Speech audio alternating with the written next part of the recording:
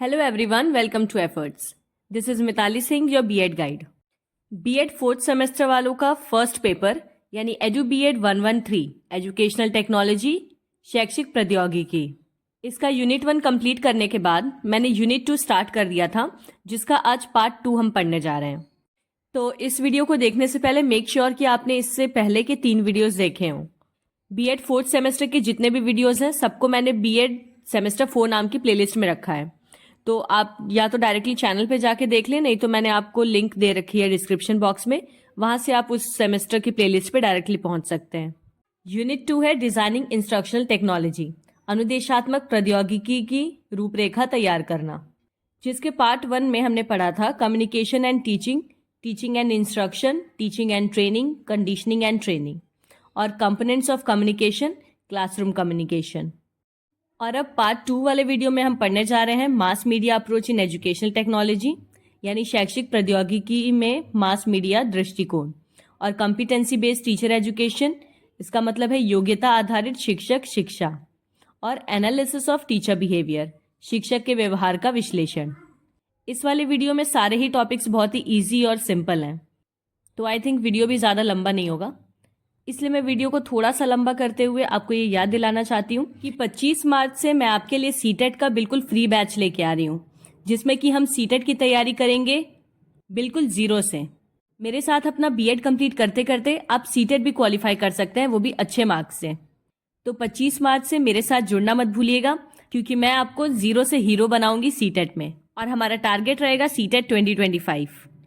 तो आप वीडियो को पूरा देखिए। अगर आप चैनल पे न्यू हैं और आपको वीडियो अच्छा लगता है तो प्लीज़ चैनल को सब्सक्राइब कर दीजिए, और अगर चैनल पे आप पुराने हैं तो इसे जितना हो सके अपने दोस्तों के साथ शेयर करिए, बिकॉज शेयरिंग इज केयरिंग। तो चलिए आज के इस वीडियो को अब स्टार्ट करते हैं विदाउट वेस्टिंग फर्दर टाइम।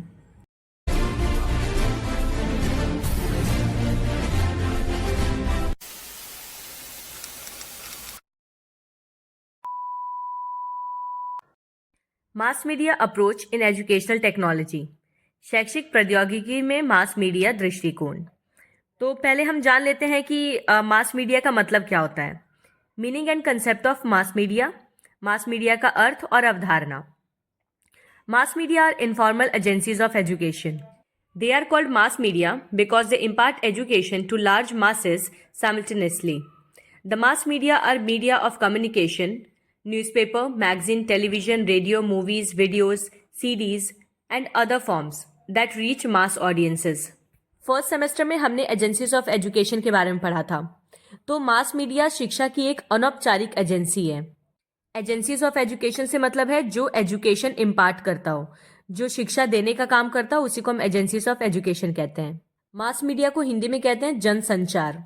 अब इन्हें जनसंचार माध्यम इसलिए कहा जाता है क्योंकि ये एक साथ बड़े पैमाने पर लोगों को शिक्षा प्रदान करते हैं, बहुत ही ज्यादा लोगों को एक ही साथ एजुकेशन प्रोवाइड कर सकते हैं, इसीलिए इसे मास मीडिया कहते हैं। मास मीडिया संचार के माध्यम जैसे कि समाचार पत्र, पत्रिका, टेलीविजन, रेडियो, फिल्में, वीडियो, सीडी और भी अन्य चीजें, ये सब बड़े पैमाने पर दर्शकों तक पहुंच सकते हैं। Media are any extension of man which allow him to affect other people who are in face to face contact with him. Mass media make the present educational programs more universal, effective, and meaningful. These programs reach to the most distant areas and the most deprived sections of beneficiaries. They also provide means of entertainment. Media मनुष्य का कोई भी विस्तार है जो उसे अन्य लोगों को प्रभावित करने की अनुमति देता है, जो उसके साथ या आमने सामने संपर्क में रहते हैं। देखिए, इन जनसंचार माध्यमों की वजह से वर्तमान में शैक्षिक कार्यक्रम बहुत अधिक सार्वभौमिक, प्रभावी और सार्थक बन चुके हैं। पहले जो एजुकेशन केवल कुछ क्लासरूम तक ही लिमिटेड थी या स्कूल इंस्टीट्यूशन तक ही लिमिटेड थी, अब उसे वर्ल्ड वाइड कहीं भी पहुंचाया जा सकता है। इसलिए हम कह सकते हैं कि जनसंचार माध्यम ने शिक्षा को सार्वभौमिक बना दिया है। अब इन जनसंचार माध्यमों की वजह से शिक्षा कार्यक्रमों को सबसे दूर के क्षेत्र और सबसे वंचित वर्गों तक भी पहुंचाया जा सकता है, मतलब ऐसे लोगों तक भी जो अफोर्ड नहीं कर पाते हैं महंगे या प्राइवेट स्कूल्स में पढ़ना। अब है functions of mass media. Mass media के कार्य क्या हैं? Number 1, providing information. These media help in disseminating information for the mass. People acquire different knowledge very quickly. सूचना प्रदान करना। ये मीडिया जन जन तक सूचना प्रसारित करने में मदद करते हैं और लोग अलग अलग ज्ञान को बहुत ही जल्दी हासिल कर लेते हैं। Providing vocational information. Media help in providing vocational and professional information to a larger group of community. व्यावसायिक जानकारी प्रदान करना। मीडिया किसी भी समुदाय के बड़े समूहों को व्यावसायिक जानकारी प्रदान करने में मदद करती है। Spreading awareness and civic responsibility. People can be aware of different problems of the society and their role in changing society through mass media. People know their rights and duties for the nation clearly. जागरूकता और नागरिक जिम्मेदारी फैलाना। जैसे कि TV एक mass media है और टीवी में हम पेट्रियाटिक मूवीज या रिपब्लिक डे परेड इस तरह की कई सारी चीजें देखते हैं जिससे हमारे अंदर पेट्रियोटिज्म की भावना जागती है। तो मास मीडिया के माध्यम से लोग समाज की विभिन्न समस्याओं और समाज को बदलने के लिए उनकी भूमिकाओं के बारे में जागरूक होते हैं। आपने टॉयलेट एक प्रेम कथा या पैडमैन जैसी कई ऐसी मूवीज देखी होंगी जो सोसाइटी के सोशल इश्यूज को लेके आती हैं बाहर और इनके बारे में लोगों में अवेयरनेस फैलाते हैं। साथ ही उन्हें यह भी एहसास दिलाया जाता है कि एज अ सिटीजन उनकी क्या रिस्पॉन्सिबिलिटी है अपने समाज की तरफ। लोग राष्ट्र के प्रति भी अपने अधिकारों और कर्तव्यों को स्पष्ट रूप से समझते हैं। Educational programmes. Mass media help in forming suitable habit for different programs and they utilize their leisure time in a productive way. It also influences the behavior of the people through different programs. शैक्षिक कार्यक्रम। Mass media विभिन्न कार्यक्रमों के लिए उपयुक्त आदत बनाने में भी मदद करता है और टीवी या रेडियो पर आने वाले शैक्षिक कार्यक्रमों को देखकर लोग अपने खाली समय का इस्तेमाल उत्पादक तरीके से कर सकते हैं। मास मीडिया विभिन्न कार्यक्रमों के माध्यम से लोगों के व्यवहार को भी प्रभावित करता है। Role as a non formal agency. Now in an advance society mass media are not treated as informal agencies of education. They are called non formal agencies due to its wide coverage of educational items in a systematic way. It is viewed that these media can substitute the classroom teaching in future. एक गैर औपचारिक agency के रूप में भूमिका। अब जो आज का समाज है वो आधुनिक और उन्नत है, तो अब ऐसे समाज में जनसंचार माध्यमों को शिक्षा की अनौपचारिक एजेंसी के रूप में नहीं माना जाता है, बल्कि इन्हें गैर औपचारिक एजेंसी कहा जाता है। वो इसलिए क्योंकि ये बहुत ही व्यवस्थित तरीके से शैक्षिक वस्तुओं को बहुत बड़े पैमाने पर प्रसारित कर सकते हैं। अब तो ऐसा भी देखा जा रहा है कि आने वाले समय में जनसंख्या माध्यम जल्द ही शिक्षण संस्थानों में भी जगह ले लेंगे। Next is entertainment. Mass media's major focus is on providing entertainment. In this world of internet and TV technology, mass media plays a vital role in providing entertainment. मनोरंजन। मास मीडिया का मुख्य ध्यान मनोरंजन प्रदान करने पर रहता है और इंटरनेट और टीवी की इस प्रौद्योगिक दुनिया में जनसंचार माध्यम मनोरंजन प्रदान करने में महत्वपूर्ण भूमिका निभाता है। Next is means for advertisement. In this jet age world, mass media plays a prominent role in providing means for marketing of goods in the form of advertisement. विज्ञापन के साधन। इस जेट युग की दुनिया में वस्तुओं के विज्ञापन के लिए सबसे अधिक किसी चीज का इस्तेमाल हो रहा है तो वह है मास मीडिया। चाहे वो आपका मोबाइल फोन हो, चाहे टीवी हो, रेडियो, हर जगह आपको विज्ञापन सुनने को मिलता है। Therefore, mass media are the main means of educating the society. These are the cheapest and quickest means of the education for the people. The impact and motivation is very quick through mass media. The teacher must use the educational media and methods effectively in the classroom. तो इसलिए जनसंचार माध्यम समाज को शिक्षित करने का मुख्य साधन है। ये लोगों के लिए शिक्षा का सबसे सस्ता और त्वरित साधन है। यहाँ तक कि जनसंचार माध्यमों से प्रभाव एवं प्रेरणा बहुत तीव्र होती है। आपको पता होगा कि हम किताबों से उतना इन्फ्लुएंस नहीं हो पाते जितना कि टीवी, मोबाइल या रेडियो से हो जाते हैं। शिक्षक को कक्षा में शैक्षिक मीडिया और विधियों का प्रभावी ढंग से उपयोग करना चाहिए। Importance of mass media. Mass media का महत्व। Mass media provide information to the mass within a less time. It takes a wide coverage of information regarding anything that is happening in any corner of the world. सबसे बड़ा महत्व तो ये है mass media का कि वो कम समय में ही जनता तक सूचना उपलब्ध करा सकती है। ये दुनिया के किसी भी हिस्से में होने वाली घटना के बारे में कोई भी जानकारी का बहुत बड़ा कवरेज लेती है। It brings the entire world to the individual or to the classroom. Children spend hours together sitting in front of the television and can visualize, hear and acquire knowledge about the world. Mass media संपूर्ण विश्व को व्यक्ति या कक्षा के सामने ला सकती है और बच्चे टेलीविजन के सामने बैठकर घंटों बिताते हैं। इससे अगर हम मास मीडिया का उपयोग सही तरीके से करें तो दुनिया के बारे में कल्पना कर सकते हैं, बच्चे सुन सकते हैं, ज्ञान प्राप्त कर सकते हैं और भी कई सारी नई चीजें वो सीख सकते हैं। These media easily reach groups, allow repeated use, give more reality, influence attitudes, show cause and effect relationships and ultimately motivate the audience. ये मीडिया आसानी से समूह तक पहुंचते हैं, बार बार उपयोग की अनुमति भी देते हैं। मतलब ऐसा नहीं है कि आपने एक वीडियो या एक लेसन एक बार देख लिया तो आप दोबारा नहीं पढ़ पाएंगे। और अधिक वास्तविकता देते हैं, दृष्टिकोण को प्रभावित करते हैं, कारण और प्रभाव वाले रिश्ते समझाते हैं और अंततः दर्शकों को प्रेरित करते हैं। It sends information to remote places and helps in distant learning. जितने भी दूरस्थ स्थान होते हैं वहां तक ये सूचना भेजने में मददगार होते हैं और साथ ही जो बच्चे स्कूल ना आकर दूर रहकर ही सीखना चाहते हैं उनके लिए भी ये उपयोगी होता है। It helps in modification of attitudes, inculcation of desirable values and acquaintance with cultural heritage. ये दृष्टिकोण में संशोधन, वांछनीय मूल्यों को विकसित करने और सांस्कृतिक विरासत से परिचित होने में मदद करता है। Mass media acts as an agency of social change. Mass media एक सामाजिक परिवर्तन की एजेंसी के रूप में भी कार्य करता है। Mass media are useful for reinforcing group dynamics and interpersonal communication. जनसंचार माध्यम समूह की गतिशीलता और पारस्परिक संचार को सुदृढ़ करने के लिए भी उपयोगी है। Mass media as means of communication make ideas clear to children and help them to acquire correct knowledge. They help in simplifying and in giving vividness to explanation. संचार के साधन के रूप में जनसंचार माध्यम बच्चों के विचारों को स्पष्ट करते हैं, उन्हें सही ज्ञान प्राप्त करने में मदद करते हैं। वे स्पष्टीकरण को सरल बनाने और जीवंतता देने में मदद करते हैं। अब अगला टॉपिक है हमारा competency based teacher education, CBTE, योग्यता आधारित शिक्षक शिक्षा। It is a training module to improve knowledge, attitude and practices यानी KAP of school teachers on learning disabilities in children.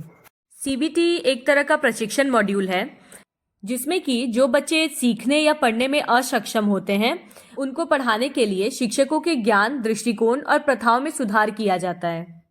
CBT is a framework in which teachers demonstrate their learned knowledge, attitude and skills in order to achieve specific predetermined competencies for a specific course or at a specific educational institution. Children with learning disabilities have significant impairment in reading, writing and mathematics in spite of normal intelligence and sensory abilities.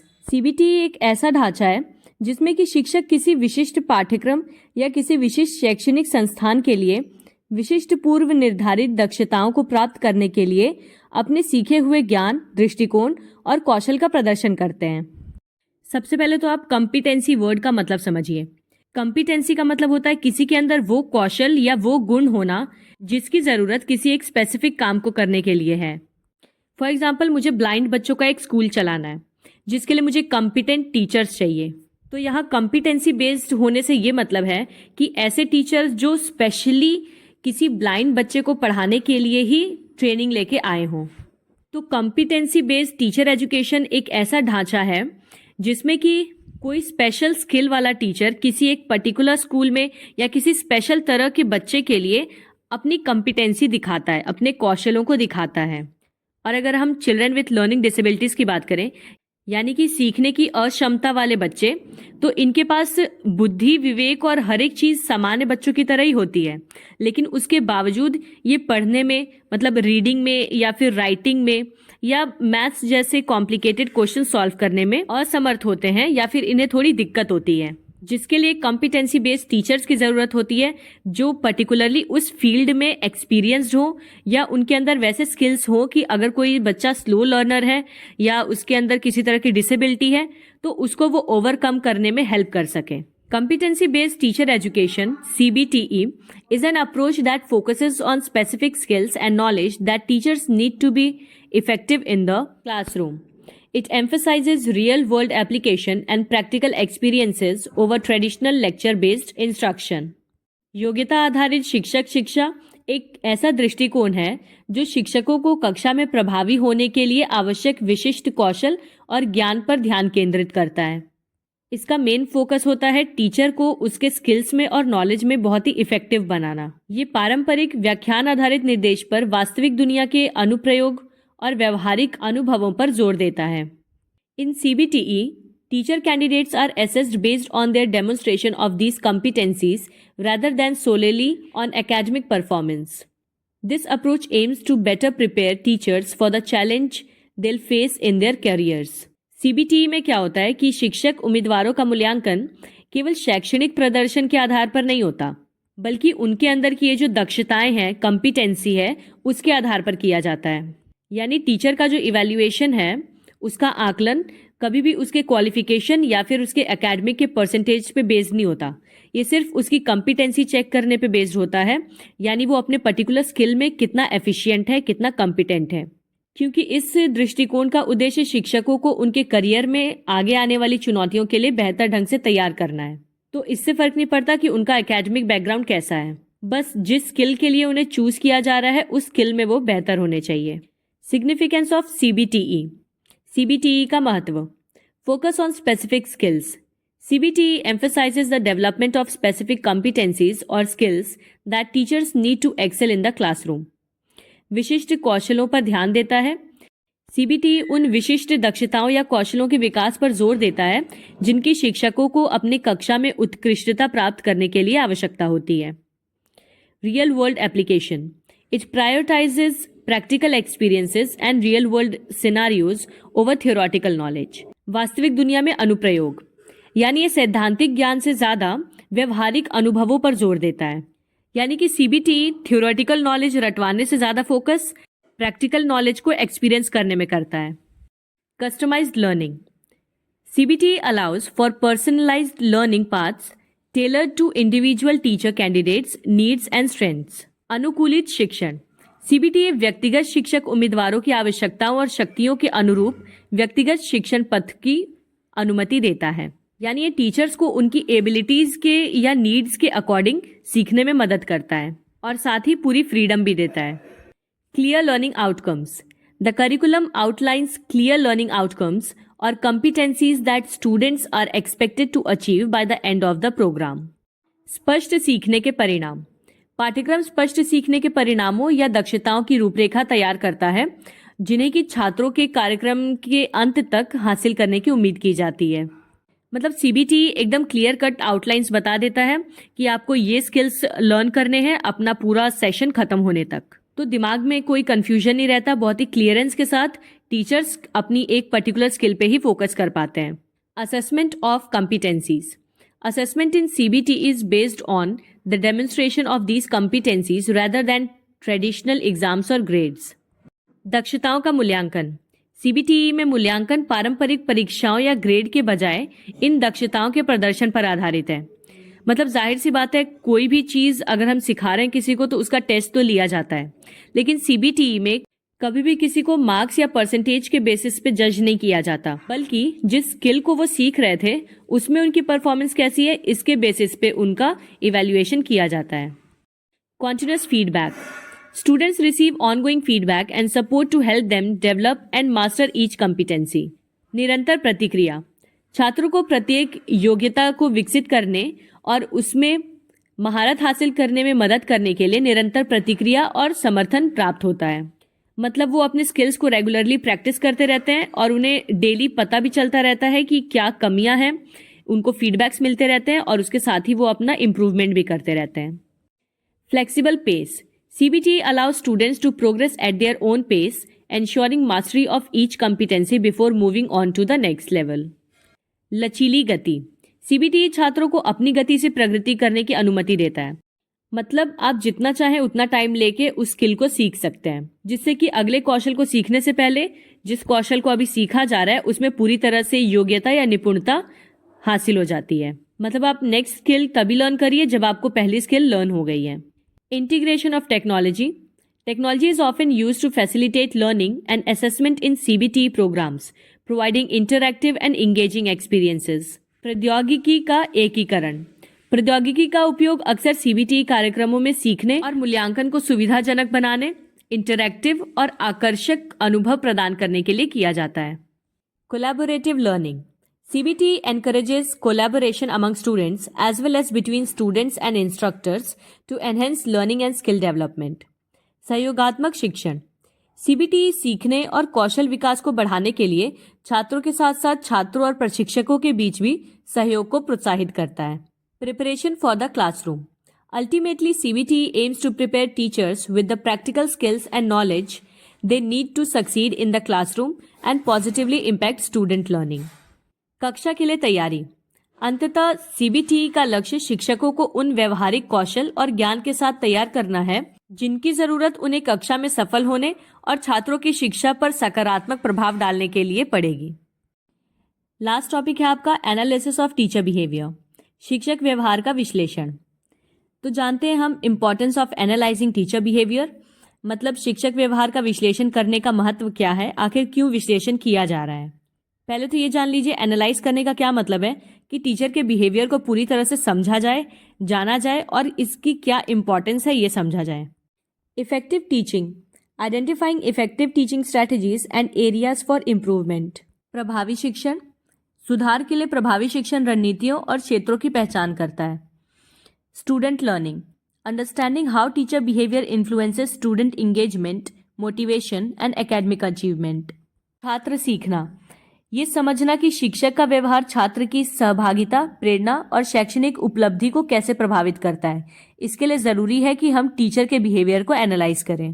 Classroom management, recognising effective classroom management techniques and there impact on student behaviour. कक्षा प्रबंधन, शिक्षक का व्यवहार जानने से हम प्रभावी कक्षा प्रबंधन तकनीकों और छात्र व्यवहार पर उनके प्रभावों को भी पहचान सकते हैं। Self reflection, enabling aspiring teachers to reflect on their own behavior and identify areas for personal growth and development. आत्मचिंतन, व्यवहार का विश्लेषण करने से इच्छुक शिक्षकों को अपने स्वयं के व्यवहार पर विचार करने, व्यक्तिगत विकास और विकास के क्षेत्रों की पहचान करने में मदद मिलती है। की कंपोनेंट्स ऑफ टीचर बिहेवियर, शिक्षक व्यवहार के प्रमुख घटक। Verbal, communication style, clarity of instructions, questioning techniques, use of positive reinforcement, etc. सबसे पहला तो होता है मौखिक, जिसमें कि आता है संचार शैली, निर्देशों की स्पष्टता, प्रश्न पूछने की तकनीक, सकारात्मक सुदृढ़ीकरण का उपयोग आदि। Non verbal, body language, facial expressions, gestures, classroom movement, etcetera. अशब्दिक या फिर गैर मौखिक, इसमें आते हैं शारीरिक भाषा, चेहरे के भाव, हाव भाव, कक्षा में हलचल आदि। बिहेवियर एनालाइज करने से मतलब है कि पढ़ाते समय किस तरह का व्यवहार शिक्षक दिखा रहा है, उस हर एक चीज़ को नोटिस किया जाए और उसमें कमियां या खामियां जो भी हैं उन्हें नोट डाउन किया जाए। Planning and organization, lesson planning, content delivery, classroom management strategies, etcetera. यानी शिक्षक पाठ योजना कैसी बना रहा है, सामग्री वितरण कैसा है उसका, कक्षा प्रबंधन की रणनीतियाँ कैसी हैं, ये सारी चीज़ों का भी आकलन किया जाना चाहिए। Interaction with students, individual attention, fostering student participation, creating a positive learning environment, etc. छात्रों के साथ बातचीत, यानी कि उनका व्यक्तिगत ध्यान कैसा है छात्रों पे, छात्र भागीदारी को बढ़ावा देते हैं कि नहीं, सकारात्मक सीखने का माहौल बनाए रखे हैं या नहीं। Professionalism, punctuality, dress code, adherence to ethical guidelines, etcetera. व्यावसायिकता, यानी समय की पाबंदी, टीचर का ड्रेस कोड, नैतिक दिशा निर्देशों का पालन आदि। इन सभी व्यवहारों का आकलन किया जाना चाहिए। Frameworks for analysing teacher behaviour, शिक्षक व्यवहार के विश्लेषण के लिए रूपरेखा। मतलब जानते हैं कि कौन कौन से ऐसे मेथड्स या फ्रेमवर्क्स तैयार किए गए हैं जिनके थ्रू हम टीचर के बिहेवियर को एनालाइज कर सकते हैं। अगर आपको याद हो तो हमने पढ़ा था FIACS के बारे में, यानी कि Flanders interaction analysis category system. Flanders Interaction Analysis System categorizes classroom talk into teacher talk, student talk, and silence, providing insights into teacher-student interaction pattern. तो फ्लैंडर का ये सिस्टम क्लासरूम में होने वाली हर तरह की इंटरैक्शन के एनालिसिस के लिए डेवलप किया गया था, जिसमें कि teacher talk, teacher student talk और साइलेंस जैसी कैटेगरीज को डिवाइड किया गया है। FIACS पर डिटेल्ड वीडियो मैंने बनाई थी, आप चाहें तो उसे चैनल पे जाके देख सकते हैं। फिर है the California teaching performance assessment यानी CTPA, framework for evaluating teacher performance across various domains including planning, instruction, assessment and professional responsibilities. California शिक्षण प्रदर्शन मूल्यांकन, ये योजना, निर्देश, मूल्यांकन और पेशेवर जिम्मेदारियों सहित विभिन्न डोमेन में शिक्षकों के प्रदर्शन का मूल्यांकन करने के लिए एक रूपरेखा बनाई गई है। लास्ट है classroom observation protocols, specific frameworks customized to observe and analyze specific aspects of teacher behavior such as technology integration or differentiation strategies। कक्षा अवलोकन प्रोटोकॉल, शिक्षक व्यवहार के विशिष्ट पहलुओं जैसे कि प्रौद्योगिकी एकीकरण या भेदभाव राजनीति का निरीक्षण और विश्लेषण करने के लिए अनुकूलित विशिष्ट ढांचे। अब इसके बेनिफिट्स क्या हैं? Benefits of analysing teacher behaviour, शिक्षक व्यवहार का विश्लेषण करने के लाभ। Improve teaching practice, identifying strengths and weaknesses leading to self-improvement and professional development। जाहिर सी बात है, बेहतर शिक्षण अभ्यास के लिए शक्तियों और कमजोरियों की पहचान करना जिससे कि आत्म सुधार और व्यावसायिक विकास हो सके। Enhanced student learning, implementing effective strategies based on data-driven insights into teacher behavior and its impact on student learning। उन्नत छात्र शिक्षण, शिक्षक के व्यवहार और छात्र सीखने पर इसके प्रभाव में डेटा संचालित अंतर्दृष्टि के आधार पर प्रभावी रणनीतियों को लागू करना। Effective classroom management, identifying proactive approaches to manage diverse learning environments and student behaviour. प्रभावी कक्षा प्रबंधन, विविध शिक्षण वातावरण और छात्र व्यवहार को प्रबंधित करने के लिए सक्रिय दृष्टिकोण की पहचान करना। Positive classroom climate, fostering a positive learning environment by understanding the impact of teacher behavior on student engagement and motivation। सकारात्मक कक्षा का माहौल, छात्र की सहभागिता और प्रेरणा पर शिक्षक के व्यवहार के प्रभाव को समझकर सकारात्मक शिक्षक वातावरण को बढ़ावा देना। So that is it. I hope कि आपको टॉपिक अच्छे से समझ आया होगा। सो प्लीज चैनल को सब्सक्राइब कर दीजिए और इसे अपने दोस्तों के साथ भी शेयर करिए। And yes, don't forget to give your feedback in the comment section, because आपके कमेंट्स बहुत ज़्यादा मोटिवेट करते हैं मुझे। तो मिलते हैं अब अगले वीडियो में। Till then take care and bye bye.